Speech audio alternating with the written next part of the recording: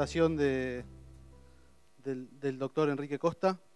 El tema de tratar para él son enfermedades respiratorias de feedlot, todo el tema de neumonía. Creo que es uno de los temas más importantes de enfermedades en los corrales. El doctor Enrique Costa es médico veterinario de la Universidad de La Plata también. Es profesor asociado interino de la Cátedra de Patología Especial de la Facultad de Ciencias Veterinarias, profesor adjunto ordinario a cargo de la Cátedra de Patología Médica y profesor a cargo del curso de enfermedades de los rumiantes y cerdos. Además es profesor del curso de Clínica y Sanidad de los Bovinos y del curso de Biología, Medicina y Conservación de Fauna Marina. Enrique. Hola, bueno, gracias. Buen día. Quiero agradecer a la Cámara y a los amigos que tengo, Yuyú, Valentín y algunos otros que han hecho que pudiera venir a contarles algunas cosas sobre las enfermedades respiratorias. Cosas que en la mayoría están en los libros, que son las que se enseñamos y que hemos tratado de encontrar en la parte práctica. Y en realidad, si yo tuviera que agradecer a alguien por estar acá, es una persona que no está ahora, que es un ingeniero agrónomo, Alberto Pataro, que hay muchos de ustedes que lo deben haber conocido, que hace unos años, hace como 20 años, estaba encargado de un feedlot allá en la zona de Oliden, del feedlot de Antonio Aranda. Yo en ese momento trabajaba en el CEDIVE, trabajaba con Jorge, y Alberto empezó a plantearme el problema de que, imagínense 20 años atrás, los diagnósticos que había de campo eran de veterinarios rurales y los únicos diagnósticos más o menos certeros que se conseguían eran los que se podían obtener a través del servicio de Balcarce, con Ernesto, y del CEDIVE en ese momento. Y él decía que se le morían los animales en el feedlot y todos los veterinarios que consultaban eran enterotoxemias o cosas parecidas. Bueno, fue el que me insistió. Yo hablé con Jorge, hicimos un plan y nos instalamos en el feedlot de Aranda durante un año con el propósito de abrir todos los animales que se morían. Fue en el año 89 y fue nuestro primer contacto con las enfermedades del feedlot, que no encontramos nada diferente a lo que vivíamos encontrando. Nosotros hacíamos diagnóstico de campo, tenemos el servicio del CEDIVE, abarcaba consultas de veterinarios rurales. Hicimos nuestro primer planilla de la mortandad que sucedió en ese feedlot durante un año, que digo la verdad, para mí fue un gran aprendizaje, porque empecé a tratar con otro tipo de productor.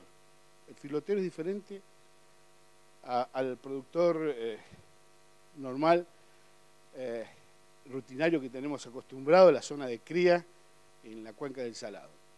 Empecé también en un ambiente en el cual es diferente porque hay un montón de intereses metidos en el medio. Yo recuerdo nomás, hace un ratito estaba recordando mi primer diagnóstico de intoxicación por morencina, la cantidad de disgustos al grupo nuestro que le llevó. No solamente la negación del diagnóstico, sino todo ese tipo de presiones que a veces tiene uno diagnosticando una enfermedad donde hay gente responsable y que resulta que está afectando a un feedlot que tiene 15.000 animales. Así que imagínense, todo ese contexto a nosotros de verdad nos marcó bastante. Pero bueno, durante un año hicimos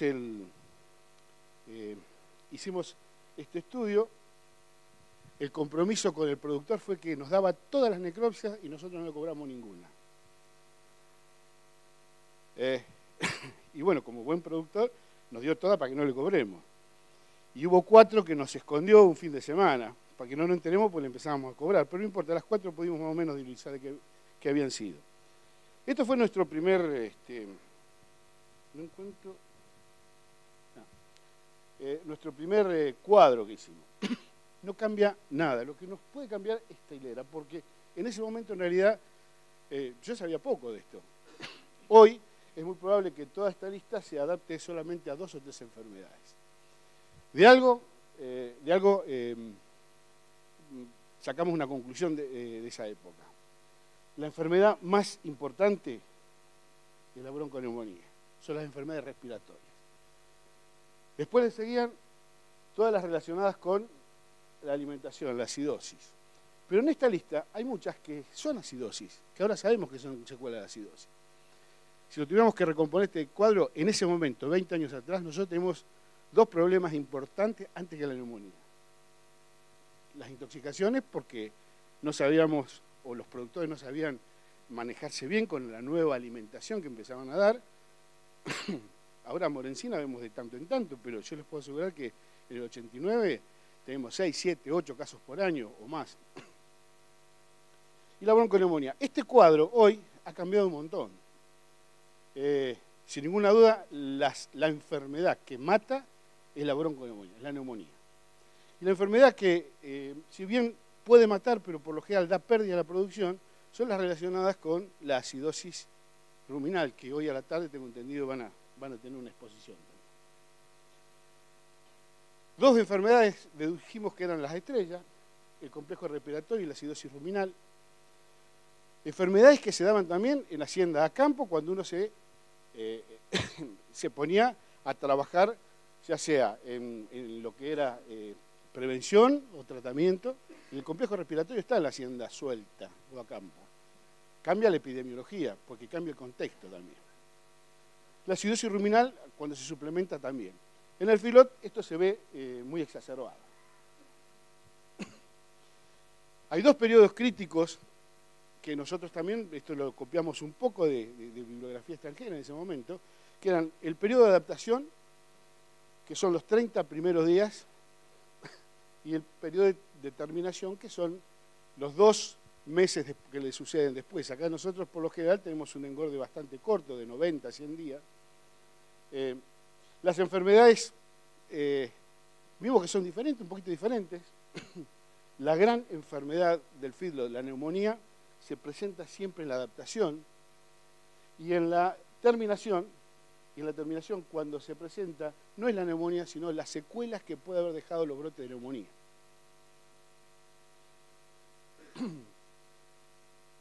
Si hacemos un recuento de la mortandad, en ese momento el 70% de las muertes en un feedlot suceden en el primer mes. El resto se reparte más o menos regularmente. Si lo hacemos por mes, la mortandad en el feedlot, y este cuadro es uno que armamos a través de las consultas de feedlot que tenemos, es uno muy parecido que armó Luis Facio también, que trabaja en los mismos temas. Vemos que la mayor cantidad de mortandad se da entre marzo, abril, mayo, junio y julio. El que marca esta curva es la neumonía, porque son los meses que vamos a ver que se presentan con mayor facilidad o mayor frecuencia de la neumonía. Tratamos de hacer primero algunos cuadros con respecto a cuáles son las causas. Nuestro primer cuadro nos daba que las causas nutricionales eran las más importantes. Estoy hablando 20 años de atrás. Después las infecciosas, ni hablar que de las infecciosas la mayor cantidad se las llevaba la enfermedad respiratoria bovina. Después algunas que no podíamos llegar al diagnóstico, las parasitarias, reproductivas, tóxicas, traumáticas, alérgicas y otras. En la actualidad podríamos decir que las causas infecciosas son las más importantes. Y dentro de las causas infecciosas es la neumonía, casi en un 90%, que produce las pérdidas, sobre todo de muerte. Analizamos las causas infecciosas, prácticamente van a ver que la neumonía, casi el 90% de las causas infecciosas productoras de mortandad en un feedlot. Después aparecen IBR, carbunco sintomático, salmonelosis, enfermedades mucosas, tuberculosis, leptospirosis y otras. Pero en realidad estas son muy esporádicas. Cuando nosotros nos llevan por consulta a un feedlot por mortandad, vamos pensando más que nada en la neumonía y no en las otras. Bien, dentro de las enfermedades del tracto respiratorio las podríamos dividir. Yo voy a hablar de una sola, que es la que nos interesa a todos, sin ninguna duda, que es el complejo respiratorio bovino. Las neumonías en realidad, o cuando hablan de neumonía, pueden llegar a ser un complejo respiratorio bovino, puede ser también la neumonía intersticial o el fog fever, y alguna miscelánea como puede ser una tuberculosis miliar o algún otro tipo de problema. Pero en realidad, cada vez que hablamos de enfermedad respiratoria del feedlot, estamos hablando de síndrome respiratorio bovino. Esta enfermedad, que nosotros la definimos como multifactorial, pues son muchos los factores que intervienen en la presentación de la enfermedad. Y lo que yo voy a tratar es desmenuzarle todos los factores que intervienen, y más o menos para que se den cuenta qué es lo que tratamos, por qué nosotros tomamos una actitud o realizamos un programa de prevención y tratamiento. El complejo respiratorio bovino, hasta que me acostumbre, el complejo respiratorio bovino se produce por la interacción, no solamente de los animales y de los agentes etiológicos, sino del medio ambiente y su control. Esta enfermedad multifactorial, el problema es que al ser multifactorial son muchos los factores que intervienen. Entonces, para poder controlarla hay que controlar muchos factores. Por eso nadie tiene una sola receta. Y por eso la receta de uno no le anda a otro y la receta de otro no le anda a otro. Cada feedlot, sin ninguna duda, debe tener sus problemas que tienen que ver más que nada con el medio ambiente y tiene que ver más que nada con todo lo que produzca estrés. Esta enfermedad es hija del estrés. Y en el feedlot, en los 90 días de engorde, el animal está sometido a estrés. Mucho más al principio, mucho menos al final, pero siempre está sometido a estrés. Y el estrés, nosotros que somos veterinarios, nos acordamos bien, en sus fases, la acción de los corticoides sobre el animal hacen que disminuyan al mínimo todo lo que sea capacidad de respuesta inmune. Y esa disminución al mínimo es la responsable de que se establezcan las neumonías en calidad y en cantidad en los feedlots. Si hablamos de los agentes que los producen, en todos lados la descripción es, son virus que preparan el camino y las bacterias que terminan de definirlo. Si ustedes me preguntan a mí, ¿quién produce la neumonía o por qué se mueren? Se mueren por las bacterias. Si no hubiera bacterias, no hubiera mortandad. Son las bacterias las que matan al animal. Por eso nosotros nos enfocamos mucho en tratar de combatir las bacterias. ¿Qué hacen los virus? Ayudan o preparan el camino. Y vamos a ver de qué forma. Hay 4 virus: virus respiratorio sincitial, virus para la influenza 3, herpes virus bovino y virus de la diarrea viral. Los 4 virus están en el país. Los 4 virus circulan. Y estos 4 virus, se ha demostrado, hay un grupo en la facultad que está estudiando el movimiento de estos virus en los feedlots, ha demostrado por lo menos que el 90% de los animales mueven sus títulos a alguno de estos virus en los primeros 30 días. Por lo tanto, el 90% de los animales que encerramos en el feedlot, por lo menos los que nos toca actuar nosotros en nuestra zona, hay movimiento de este título. Hay movimiento de título de este virus, hay movimiento de este virus dentro de esos rodeos. Las bacterias. Estas bacterias, Pasteurella, Mannheimia, Histophilus y la Troeperella piógenes, es nuestro viejo Acanobacter, nuestro viejo Corynebacterium piógenes. Todas estas bacterias es flora normal de la orofaringe de los animales. Es flora normal de la orofaringe. Siempre están. Si ustedes tratan de aislarlo, lo pueden aislar de casi todos los bovinos. Son bacterias que normalmente están en la boca. ¿Cuál es el problema? Que se ocupan un lugar que no tienen que estar, que es el pulmón. Cuando estas bacterias llegan al pulmón, ahí se produce la neumonía. ¿Quién les prepara el camino? Los virus. Pero a veces no son siempre los virus. A veces somos nosotros. El complejo respiratorio es una combinación de microorganismos que actúan sobre los bovinos, influenciados por el ambiente, influenciados por el hombre, influenciados por el manejo y influenciados por todo lo que produzca estrés. ¿Qué tiene que ver un tractor con la neumonía? Tiene mucho que ver. sobre todo un animal que no está acostumbrado a que sea arriado por un tractor. Eso le produce estrés. ¿Mm?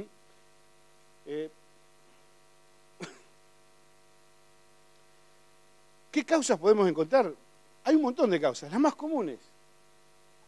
La mayoría de los feedlots se ven provistos de animales provenientes de destete. El estrés del destete no hay ni que aclararlo. El animal entra a un feedlot, más del 60-70% de los animales que entran al feedlot provienen de destete, sobre todo en la época de febrero-marzo. Ahí ya les diría más, capaz que el 90%. El transporte. El transporte no solamente le produce estrés, sino le produce profundas modificaciones en los mecanismos de defensa naturales del pulmón, que algo les voy a comentar después. El remate feria, el transporte, el remate feria, lo que es desbaste y deshidratación. Muchos se preocupan porque la hacienda les llegue bien devastada, les llega bien a punto para que se les agarre neumonía. Mientras más desbaste tienen, más neumonía tienen. Eso ténganlo en cuenta. Mientras más deshidratada, pesan menos, la van a pagar menos, pero terminan pagando más después en el feedlot, porque mientras más deshidratada, más neumonía la agarra. Hay trabajos de esto, nosotros lo hemos hecho. En el país no se ha desarrollado mucho este tipo de estudios, pero afuera sí. Kilómetros transcurridos, porcentaje de neumonía. Tal es así que en algunos lados hasta leyes tienen, y los obligan cada tantos kilómetros a bajar la hacienda, darle agua y volverla a subir, darle descanso. Bueno, todo ese tipo de cosas que acá no se practican tienen que ver con la presentación de la neumonía. El origen diverso. El origen diverso es porque los bichos no se conocen. El hecho de tener que conocerse implica un estrés para ellos, se tienen que imponer socialmente. Dice, mira qué estupidez. Sí, qué estupidez. La estupidez de imponerse socialmente, la estupidez del remate feria, la estupidez del transporte, la estupidez del estrés, empiezan a sumar y forma todo un gran conglomerado de cosas que hacen que el animal que llega al feedlot esté terriblemente vulnerado a que venga cualquier bacteria de la orofaringe y se le meta en el alvéolo, que es lo que no necesitamos que haga. Las instalaciones, que ahí me refiero, piso, barro. El ambiente, los gases, el amoníaco, el ácido sulfídrico. El amoníaco y el ácido sulfídrico, ese dice, uy, mirá el olor que hay en este feedlot. Bueno, ese olor al animal le está irritando la orofaringe, le está irritando la tráquea. Y le está inhibiendo el mecanismo de defensa más importante que tiene el pulmón, que es el aparato mucociliar de la tráquea y de los bronquios. El problema es cuando falla ese aparato mucociliar. Ahí se le meten todas las bacterias. Y una bacteria, una vez que está dentro del pulmón, toda la defensa que puede tener el animal, por lo general, es tarde. Bueno, el manejo y la nutrición. De esto le voy a hacer un comentario. De todos los estrés que están dando vuelta, el estrés más que nos ha llamado más la atención, y me parece que el más importante que sufre un animal, es la adaptación a la nueva comida. Esos 3, 4, 5, 6 días que están dando vuelta para adaptarse a la nueva comida, es lo que más estrés le sufre. Un observador, que no es veterinario, Antonio Aranda, del feedlot del Rocío, sintió estos comentarios, y él, ¿qué hizo? Tiene un campito al lado y armó piquetes sobre pasto para enseñarles a comer. Él no entra ni un animal al feedlot. El feedlot de él tiene 3 propietarios, para que tengan en cuenta. Él no entra ningún animal al feedlot si no le enseñó a comer antes. ¿Se entiende? 0 neumonía tiene. Los otros 2 propietarios, 3, 4, 5, 6% de neumonía y hasta 10% de neumonía. Y lo único que ha hecho es enseñarle a comer. Hemos visto que los animales que saben comer no sufren neumonía. Bueno, de comer pasto a pasar acá, de comer pasto a pasar acá, hay estrés. De comer pasto a comer esto, hay estrés. De que lo recorran a caballo, que lo recorran con esto, también hay estrés. Bien, habíamos quedado que la época del año que se da la neumonía, nosotros hemos visto que empieza en febrero, marzo, abril, un pico mayo, junio, julio, agosto, y prácticamente ya a esta altura empiezan a desaparecer los casos. Ya en octubre, noviembre, diciembre son muy pocas las consultas que tenemos sobre neumonía. Esta curva es por lo general cómo se presenta la neumonía una vez derribados los animales al filo. Los problemas de neumonía llevan cierta incubación, en realidad cierto tiempo para que esas bacterias vayan y se colonicen el pulmón. ¿Cuánto tiempo es? Por lo general aparecen del cuarto a quinto día después de haber ingresado a los animales. Los primeros casos. El pico, por lo general lo hemos visto que está entre el día 15 y 25 y después baja abruptamente al día 30, prácticamente no habiendo neumonía después del día 35-40.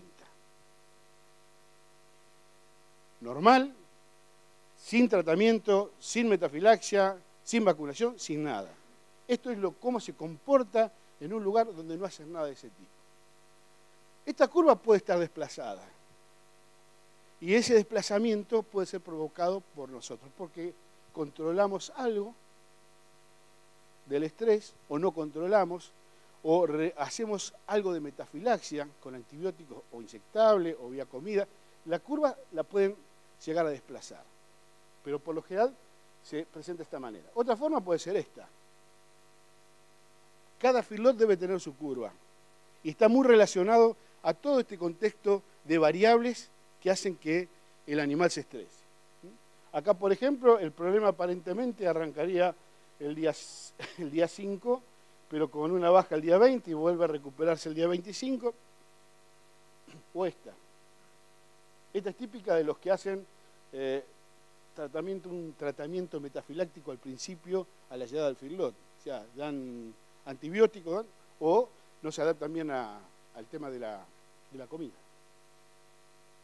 Las muertes están desplazadas un poquito. Una neumonía más o menos desde que el animal empieza con síntomas, si uno no hace nada, ¿a qué se mueren? Estamos entre los 5 y 7 días de promedio. Hay algunos que se van a morir a los 3, hay otros que se van a morir a los 10. Y hay otros que pueden zafar, son raros, pero pueden zafar, y se les van a morir mucho más adelante por las secuelas que le dejó esa neumonía mal curada. Las neumonías por lo general empiezan con un proceso congestivo de las vías aéreas superiores. Ese proceso congestivo nosotros lo asociamos mucho a una infección viral. Ya les digo, el 90% de los animales que entran en un feedlot tiene contacto con un virus.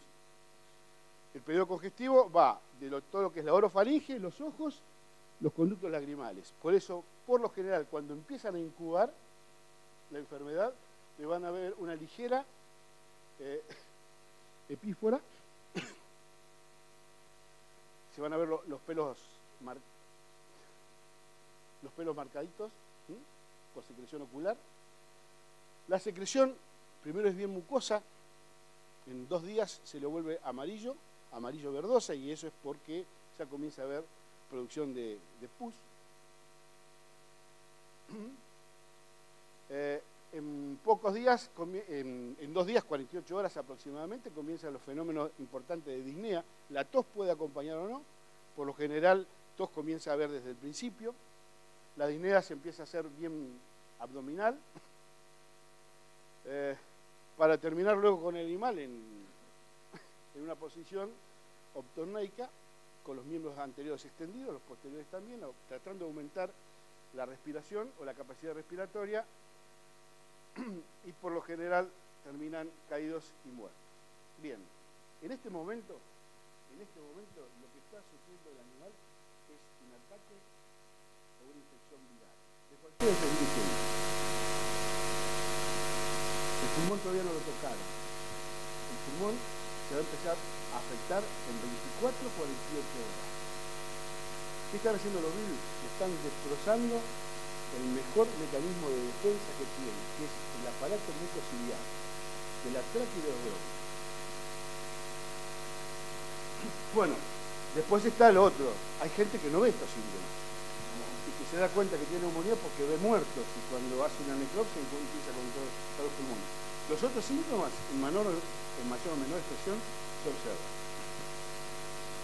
Y ahí vamos nosotros, pues nos llaman cuando hay muerto, las mucosas cianóticas, y cuando abrimos el tórax, con esta fluidez purulenta, el patrón bien cráneo ventral de consolidación.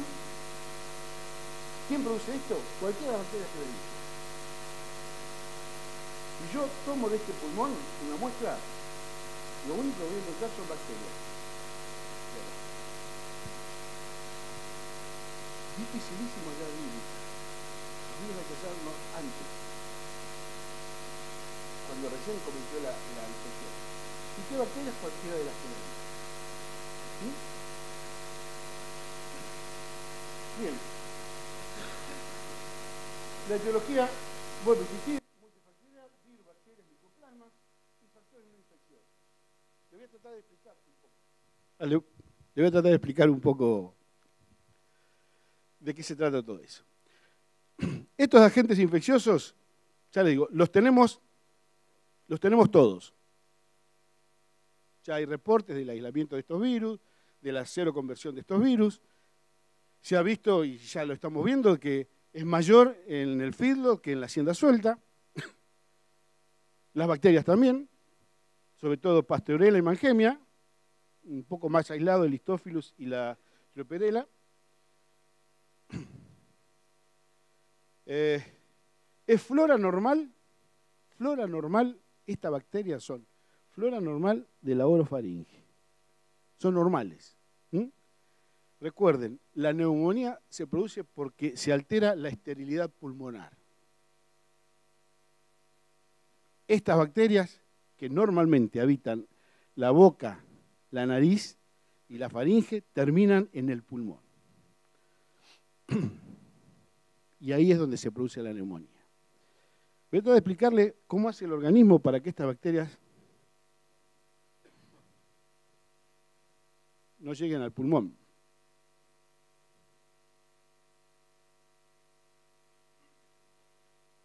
¿Cuáles son los mecanismos de defensa que tiene el organismo para evitar que estas bacterias lleguen al pulmón?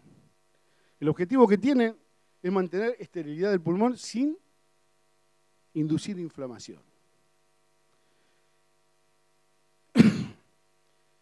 Y en realidad nadie le da importancia a esto, pero es una compleja estructura de mecanismos biofísicos, bioquímicos, fisiológicos e inmunitarios.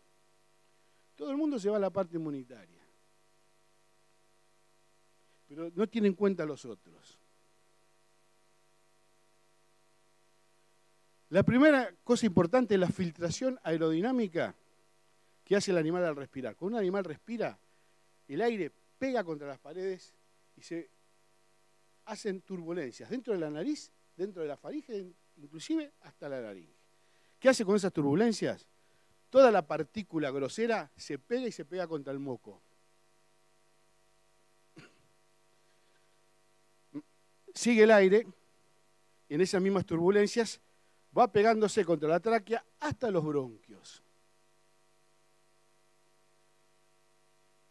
Si hay alguno de estos agentes particulados que quedaron adheridos al árbol respiratorio bronquial, es atacado por el sistema inmunitario. La inmunoglobulina A, que es de superficie, les cuento, la inmunoglobulina A de superficie se elabora a partir de células plasmáticas que el organismo recluta ante antígenos provenientes por la vía aérea.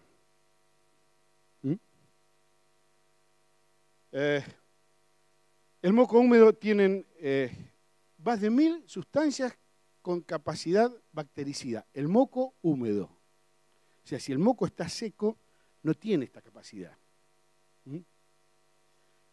Hace un mecanismo de atrapamiento y mucociliar. La capa de moco es una doble capa, una más externa densa y una interna fluida. Entonces las cilias baten la fluida y van arrastrando el moco hacia adelante.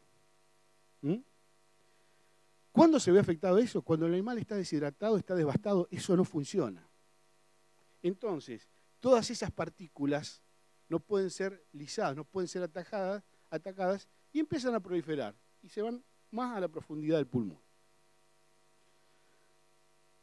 Una cosa muy importante que tiene también son los macrófagos alveolares. Son células que están en el alvéolo que tienen capacidad de migrar hasta los bronquíolos. La poca partícula, ya sea sólida o infecciosa, llámese bacterias que pasan, es atacada por los macrófagos. Son muy pocas y los macrófagos alcanzan. El problema cuando son muchas, los macrófagos no alcanzan. Y al no alcanzar, empiezan a proliferar. Estos macrófagos deben ser, junto con el aparato mucociliar, la cosa más importante que tiene el pulmón para defenderse. Esos macrófagos se encargan con barrer todos los restos infecciosos que lleguen al bronquíolo terminal. Por eso, algo que afecta a los macrófagos puede complicar que los corticoides, que el estrés. Todos esos mecanismos de estrés que le estoy hablando hoy, lo que le van a jorobar bastante es el macrófago alveolar. Y todo eso que le enumeré de la deshidratación y el desbaste, lo que le van a jorobar es el moco. Por último, tenemos sistemas de inmunidad celular y de anticuerpos. Los sistemas de inmunidad celular van a estar tanto internamente en la profundidad del pulmón como en la superficie de los bronquios.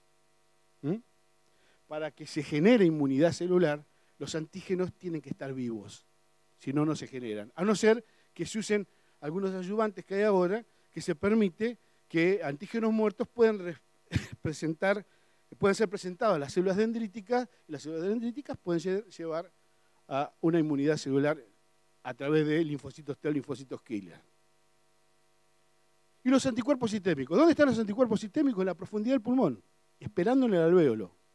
¿En cantidad grande? No, más bien son pocos, pero están ahí. ¿Cuál es el problema? Cuando la bacteria llegó al alvéolo, es tarde. ¿Por qué? Porque el primer daño que ejerce la bacteria no es en el alvéolo, es en la unión broncobronquiolar. Cuando llega la bacteria a la profundidad del pulmón, llega armada. ¿Y armado de qué forma? No sé si ustedes sabrán lo que es el biofilm. ¿Tienen idea de lo que es el biofilm?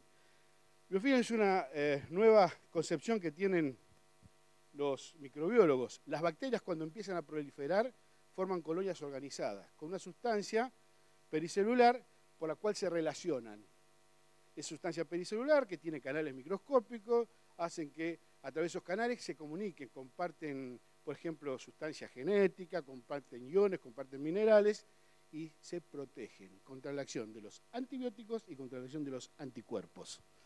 O sea, cuando llega la bacteria al fondo del alvéolo, inclusive se ve armada con esos biofilm.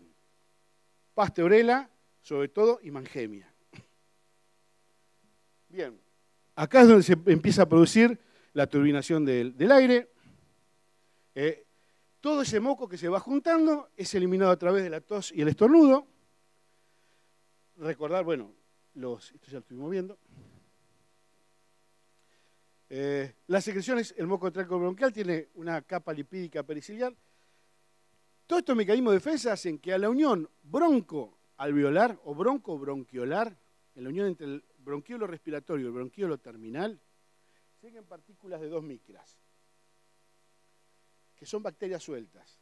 Son pocas las que llegan y esas son las que ataca el macrófago alveolar. Cuando el macrófago alveolar no está deprimido o ve afectado su situación por un estrés, ahí es donde la bacteria aprovecha y hace su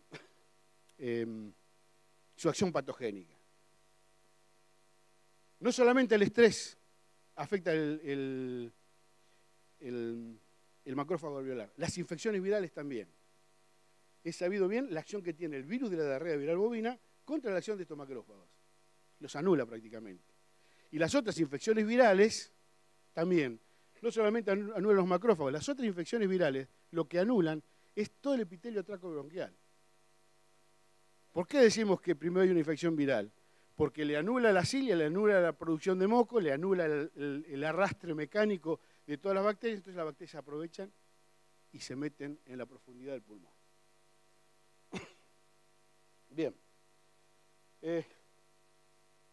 Esto más o menos, las cilias, la doble capa de mucus, la de adentro es líquida, la de afuera es más sólida, es acá donde quedan atrapadas las bacterias, se van arrastrando siempre en dirección craneal para ser eliminadas a través del estornudo o inclusive de la deglución. Más de 100 proteínas tiene el moco, con capacidad antimicrobiana, las más conocidas, lisozima, lactoferrina, transferrina, fosfolipasa, colectina, etc.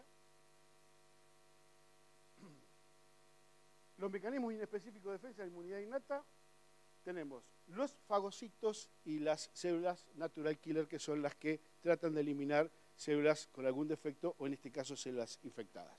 Estas natural killers se pueden llegar a producir con antígenos vivos a través de un antígeno vivo.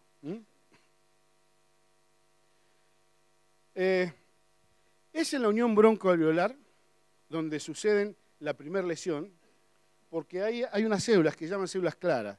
Las células claras son unas células que moderan la acción inflamatoria. Prácticamente en ese lugar cualquier agente que se pueda instalar puede proliferar sin que sea atacado por los fenómenos inflamatorios inmunitarios del animal. Las células claras producen una serie de enzimas o de sustancias que tienen que ver con detoxificación de xenobióticos, producción de secreciones protectoras contra el estrés oxidativo y la inflamación de las células. Se sabe que es en ese lugar y los estudios histológicos demuestran que la lesión en la bronconeumonía comienzan en la unión broncoalveolar. Dentro de las inmunoglobulinas específicas que pueden actuar sobre los fenómenos respiratorios tenemos la inmunidad específica humoral dependiente de linfocitos B, inmunoglobulinas séricas, inmunoglobulina G, E y M. Estas en la profundidad del pulmón. Estas no actúan sobre las superficies. Sí, la inmunoglobulina secretada, la A. La inmunoglobulina A, sí. Esta actúa sobre la superficie. La inmunidad específica celular dependiente de linfocitos T, mediados por linfoquinas, secretadas por linfocitos descolaboradores, citotoxicidad directa efectuada por linfocitos T citotóxicos.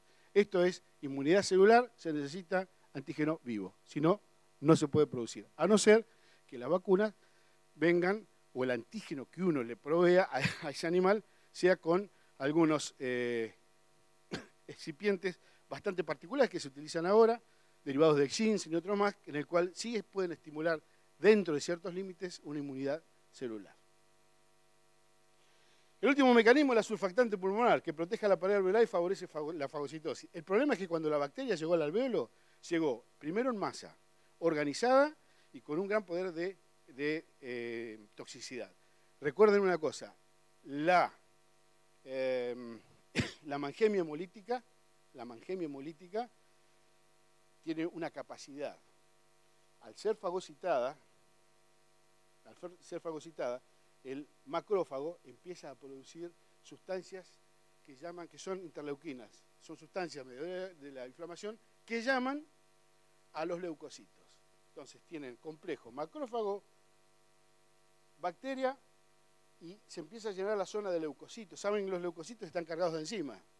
¿Qué hace la bacteria? Se muere y libera una endotoxina, una toxina, que es terriblemente tóxica para los leucocitos de los rumiantes del bovino. O sea, no solamente llama leucocitos, sino que cuando llama ella se muere y los mata. Y cuando se mueren los leucocitos, liberan sus enzimas y el daño es mucho más mayor. ¿Se entiende? En una palabra, cuando la mangemia se mete al pulmón, no solamente mata por su propia toxicidad, sino por la lesión indirecta que va a realizar a través de reclutar y matar más leucocitos. El macrófago alveolar tiene receptores para inmunoglobulina. ¿Qué significa esto? Que es muy probable que inmunoglobulina M o algunas de las internas se fijen al macrófago. Entonces, llaman más bacterias y lisan más bacterias. Hay muchos trabajos y que se discuten en la bibliografía, no es discusión nuestra, en los libros se discute, no solamente en los papers, que una estimulación antigénica previa puede hacer que la neumonía sea más mortal. ¿Se entiende? Bien. Es a este nivel donde comienza la lesión. Acá están las células claras y ahí es donde menor defensa tiene el animal. Se barrió todo el aparato mucociliar, llegaron las bacterias, se instalaron acá y avanzan en masa sobre el alveolo, organizadas, con el biofilm.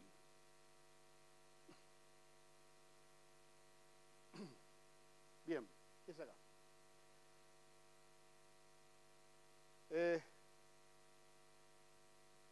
Factores no infecciosos, predisponentes. Habíamos hablado que todas las situaciones estresantes.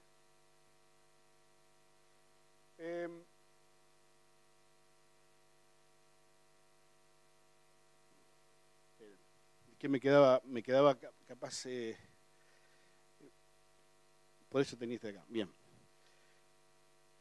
Para resumirles, bacterias que normalmente están en la orofaringe llegan al alvéolo. Para llegar al alvéolo tienen que tener un recorrido. En ese recorrido son frenados por la turbulencia, por el aparato mucociliar y por los alvéolos.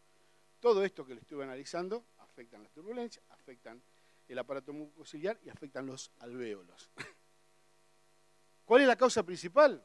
El desbaste, la deshidratación, el estrés y los virus que afectan la mucosa respiratoria. Hay un problema con los virus. Los virus primero afectan el aparato respiratorio y después dan viremia. O sea, uno los podría esperar en la viremia, pero ya es tarde, porque la lesión ya la produjeron, ¿se entiende? Muchos dicen, sí, pero le metemos inmunoglobulina, sí, inmunoglobulina G y M, lo esperamos en la viremia, pero ya le produjo la lesión y la que nos va a jorobar no es el virus, es la bacteria.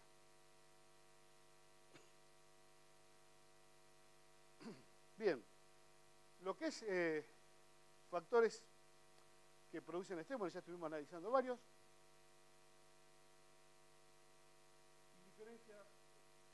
Dentro de la sinología clínica, bueno, ya todos los filoteros, a esta la conoce.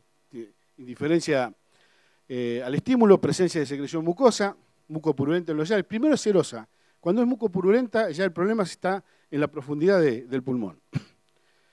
Esto es importante. Nosotros como signo indicativo en un brote de neumonía, que los animales comienzan a afectarse la neumonía, es la conjuntivitis. No queratitis, no tiene nada que ver con la queratoconjuntivitis, es la conjuntivitis.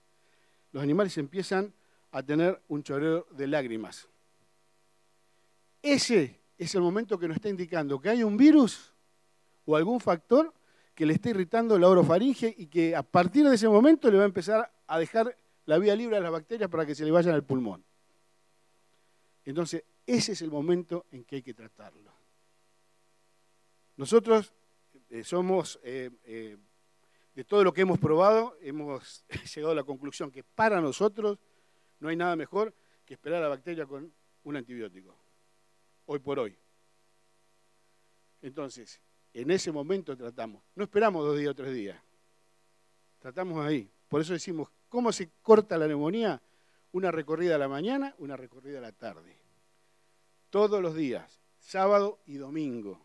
Y donde vemos animales ya con este síntoma, les aplicamos el antibiótico. Esperamos la bacteria en el alvéolo, o antes del alvéolo, con una dosis de antibiótico, por lo menos que se sepa que tiene eficacia. Después empieza a ser mucopurulento, ya cuando se empieza a ser mucopurulento, empieza a estar interesado el pulmón. Acá empieza a haber complicaciones. Cuando el pulmón ya está afectado, primero, el post-tratamiento puede durar mucho. No se pueden curar o directamente también se pueden morir.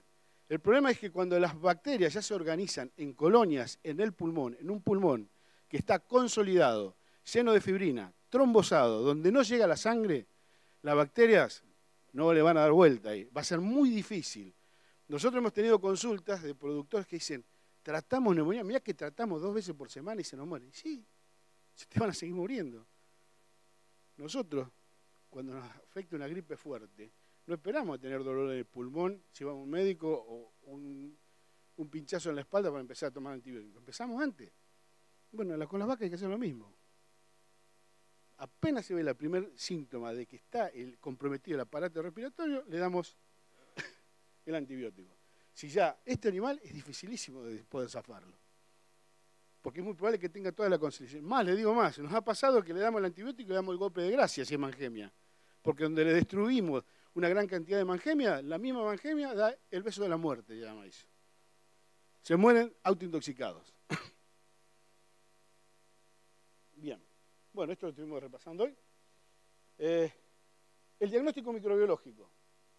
Una cosa interesante que tiene el diagnóstico microbiológico es que estos son más o menos 90 aislamientos en los últimos 3 años. Esto es de Luis Facio, me lo pasó él. De esos 89 aislamientos, todos los aislamientos fueron sensibles a todos los antibióticos que nosotros usamos. Nosotros en nuestra zona, hablo de La Plata y alrededor, provincia de Buenos Aires, no tenemos problema de resistencia hoy. ¿Sí? O sea, hay gente de Marcos Juárez que ha comunicado problemas de resistencia y si leen literatura de afuera, afuera tiene una resistencia terrible. Nosotros no tenemos resistencia. Hemos prácticamente resucitado la vieja oxitetraciclina, que la usamos muchísimo para el tratamiento de enfermedades pulmonares con un éxito que les diría que casi al 100%. Bien, sin ninguna duda las bacterias que más complican son la Pasteurella y la Mangemia, tanto la Troperella como la Salmonella en los procesos crónicos, que son esas neumonías que no se curan y que por ahí están dando vuelta con retratamientos en el filot un mes y medio, 2 meses y después se terminan muriendo, son las bronconeumonías crónicas de tipo purulento. Bien. Son sensibles, por lo menos la tetraciclina, trilmicosina, florfenicol y sulfa son sensibles. Tipo de tratamiento. Nosotros hacemos 2 tipos de tratamiento, el terapéutico y el metafiláctico. El terapéutico es en base a tener personal entrenado. 2 recorridas diarias, mañana y tarde, y al primer síntoma de enfermedad respiratoria, de congestión, no esperamos ni que haya disnea, ni que haya de entrada. Y el metafiláctico, que bueno, ya vamos a hablar un poquito ahora. La vía parenteral, no usamos la vía oral, por 2 cosas, la vía oral. Primero porque vivimos consultando a los especialistas de la facultad, así como en inmunología consultamos a los inmunólogos, en antibióticos consultamos a los farmacólogos. El primer inconveniente que tenemos para tratar neumonía por vía oral es que el animal con neumonía tiene anorexia. Entonces es muy difícil regularle la dosis. Y el segundo es que los farmacólogos dicen que por vía oral las dosis inhibitorias de bacteria en pulmón no se llegan a cubrir.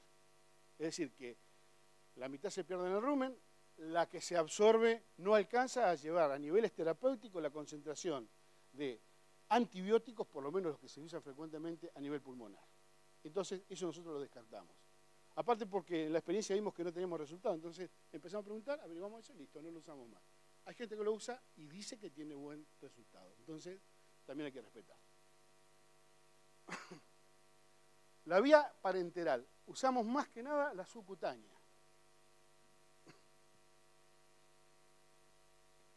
Por cuestiones de costo, nosotros preferíamos la oxitetraciclina. Por cuestiones de manejo, la tilmicosina. Pero hemos visto que la oxitetraciclina, al doble de la dosis indicada, se indica por general 20 miligramos por kilo de peso, nosotros usamos 40 miligramos por kilo de peso, eso es un inconveniente, puede quedar 1 centímetro cada 5 kilos. Así que un animal de 200 kilos se tiene que comer 40 centímetros, hay que repartir, ese es el inconveniente que tiene, es mucho más barato. Subcutáneo, y después fuimos a encontrar, el subcutáneo nos han dado, nos han hecho muchos planteos con respecto a eso. Primero, no hay problema de toxicidad porque la oxitetraciclina tiene que ser 3 o 4 veces la dosis para empezar a presentar algún tipo de toxicidad a nivel renal. El tiempo de retiro no hay problema porque tiene 21 días de retiro de esta forma.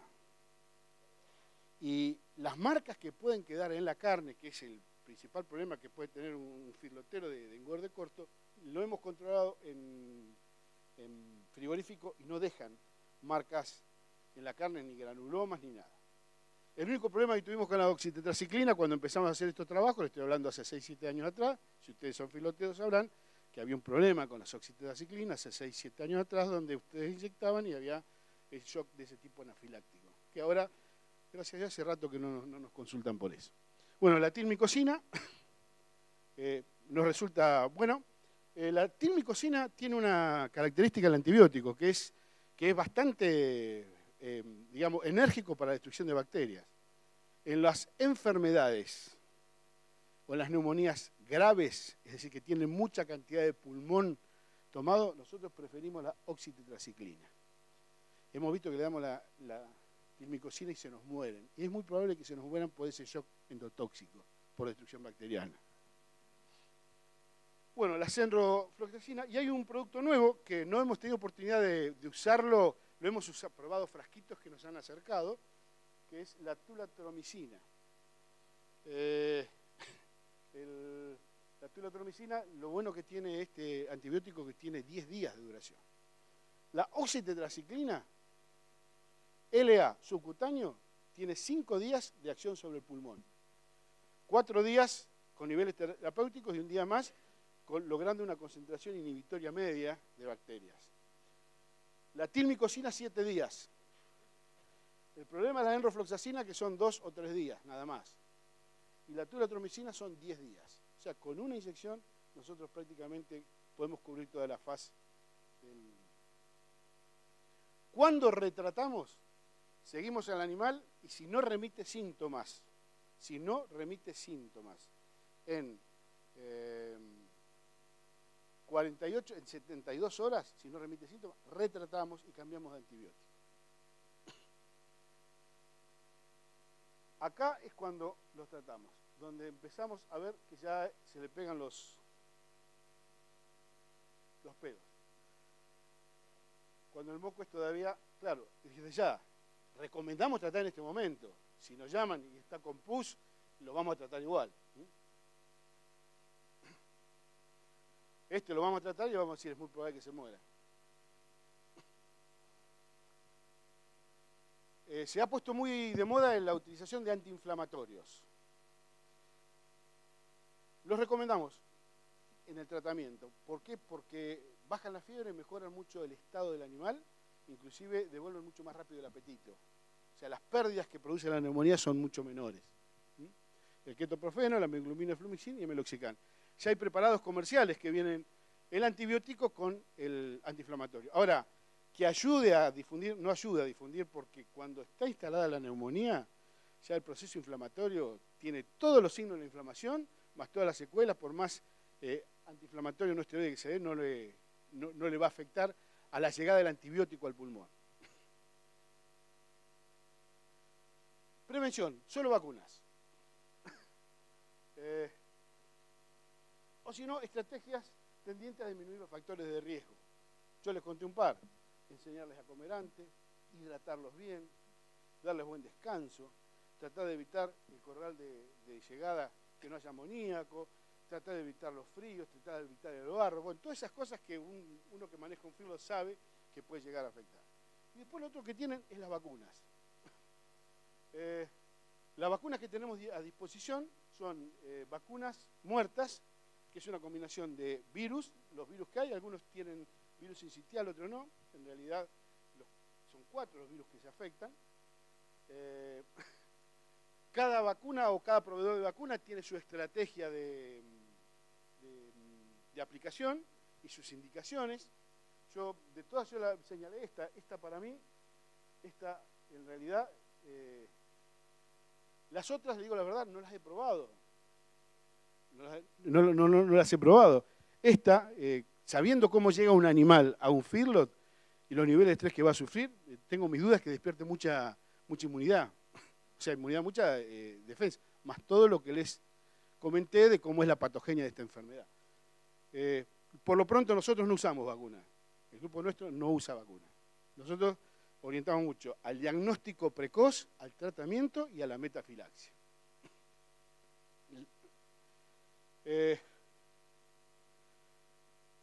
Imagínense que a la llegada del feedlot, este es el cuadro que tienen ustedes de presentación media de la neumonía, la aplicación de una vacunación y una revacunación, estamos hablando de acá y acá, los periodos que tiene un antígeno de producir un poco se mezclan con la enfermedad y a lo que tienen que sumar el estrés que tiene el animal, que es muy probable, si nos han enseñado bien inmunología en la facultad, un animal sometido a semejante nivel de estrés, es muy probable que su aparato inmunocompetente no responda como la gente.